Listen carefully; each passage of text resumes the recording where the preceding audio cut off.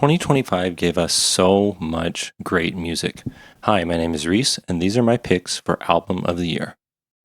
At number 5, I've got Clips with Let God Sort 'Em Out. I'm not going to pretend that I've been waiting for this album for 15 years like some fans have, but as a newer listener to this duo, I thought this record was excellent. And I will start with the production side of things, which, as most people probably already know, is largely done by Pharrell. The beats on this album are crazy and really varied, whether it is a piano driven number, a huge bass sound, or a track where the beat is primarily just a sliced up vocal sample. Everything works together really well. And while I will say that the huge amount of variety detracts from the cohesion of this album a little bit, it also helps to refocus you every song and draw you back into the lyricism, which is where the heart of this thing is. From a lyrical standpoint, there are a lot of hip hop mainstays talking about women, power, money, cars, influence, but there's also some much more mature topics on here, with the opening track being about the consecutive losses of the brothers' mother and father, or the beginning of All Things Considered, where there's a discussion of a miscarriage and the pain of having to hide that from your child.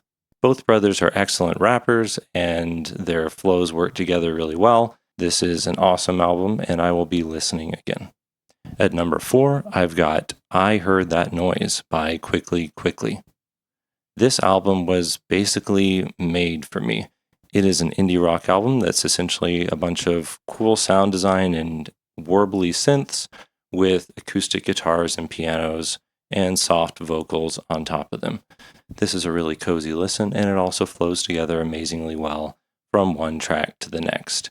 There's a really cohesive sound on here, which is a bit of a change up from the album I just discussed, but there are a couple of times where the album does punch through that sound and give you something surprising, whether that's the fuzzed out guitars and drums at the end of I Punched Through a Wall, or the longer, more repetitive buildup of the closing track. I can't wait to hear more from this artist. At number 3, I've got Getting Killed by Geese. I listened to a lot of rock this year, and honestly, nothing came close to this album for me.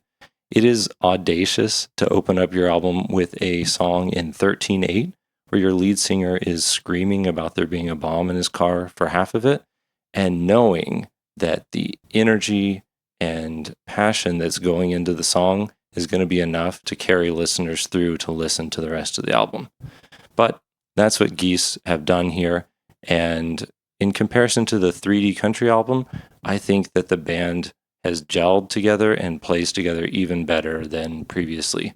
The grooves and energy on this whole album sound like these songs are made to be experienced live, but so much of that energy carries over onto the studio versions as well, which is just super fun. And of course, you can't talk about a Geese record without talking about how much of it is carried by the lyricism and vocal delivery of Cameron Winter. I think that this man can sing about basically anything and hook listeners at this point, whether he is breaking hearts with lines like, "You can change and still choose me," or singing ridiculous things like, "There were 100 horses, or maybe 124, or I deserve to burn in hell, but I don't deserve to pay my taxes."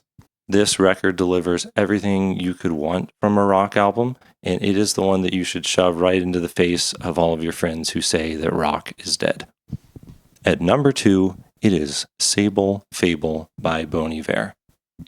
Much like my inclusion of Vampire Weekend in my top 5 last year, this is an artist that I've loved for over a decade, and I'm just so happy that they are still making music at this level of quality. I don't think it's crazy to say that Sable Fable is the best thing Justin has ever made under the Bon Iver project, even if I'm a little bit preferential toward the self-titled album. The first third of this record is the Sable EP, which we got in the back half of 2024, that features the incredible song Speyside. And this is a collection of mostly stripped-back acoustic-sounding songs that are reminiscent of the For Emma era of Bon Iver. But right after that, we get my favorite moment in music in 2025, which is the transition between these two parts of the project, Short Story, where we bring in the synthesizers drum machines, manipulated vocals, all the things that we've grown to expect from more recent Bon Iver records, and the work that Justin has done on Big Red Machine with Aaron Dessner. This whole record is beautiful. It's warm and friendly and comforting, and it was no surprise to see that this was my most listened to album of 2025. And my choice for album of the year is the incredible McKinley Dixon with Magic Alive. This is a jazz rap album that consists of incredible instrumental performances and a really great concept and set of lyrics wrapped around them. While I love a sample-based hip-hop record as much as the next person, there's simply no comparison to the live band instrumentals that McKinley is rapping over on this album. And I sincerely mean that this album could be in my top 5 if it was just the instrumental backing tracks.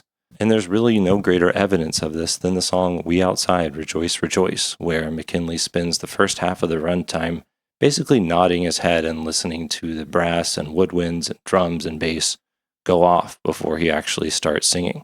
We've got complex melodies and song structure like on TikTok, really energetic and fast bass and woodwind runs on the title track, and all kinds of great drumming throughout all of this record. And then you layer on top of that an excellent hip-hop vocalist with a really powerful concept of loss, where McKinley has lost a friend at a young age and is exploring the idea of using magic or the supernatural to bring that person back.